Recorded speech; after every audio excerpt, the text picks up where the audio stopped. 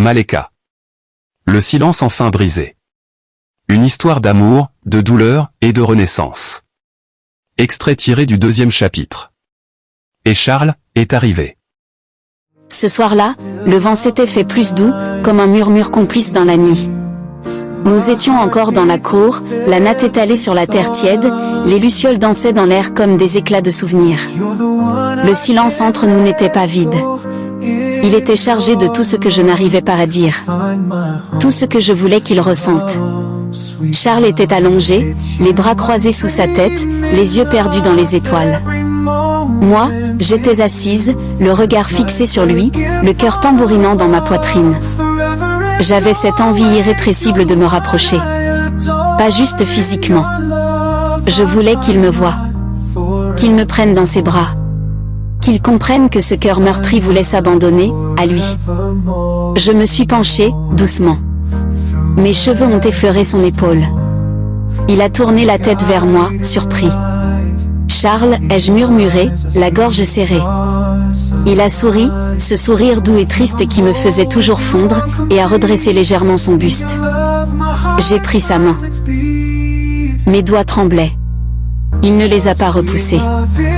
Je me suis approchée, plus près encore. Mes lèvres n'étaient plus qu'à quelques centimètres des siennes. Mon souffle se mélangeait au sien.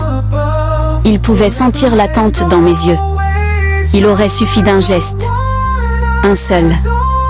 Mais il n'a rien fait. Il a simplement levé une main, l'a posée doucement sur ma joue, comme on effleure un souvenir douloureux.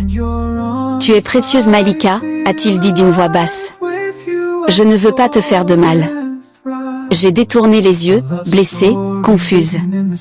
Pas parce qu'il m'avait rejetée, non, mais parce qu'il n'avait pas essayé. N'importe quel autre homme m'aurait déjà arraché à moi-même. Mais lui, il m'avait juste regardé, comme une promesse qu'il refusait de briser. Je me suis recouchée à ses côtés, les yeux ouverts vers les étoiles.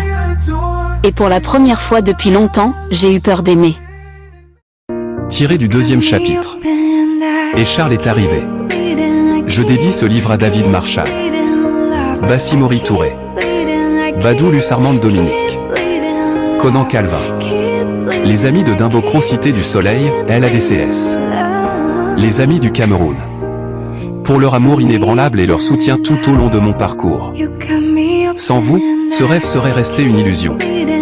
Que cette œuvre soit un témoignage de l'impact profond que vous avez eu sur ma vie. Merci d'être une source constante d'inspiration.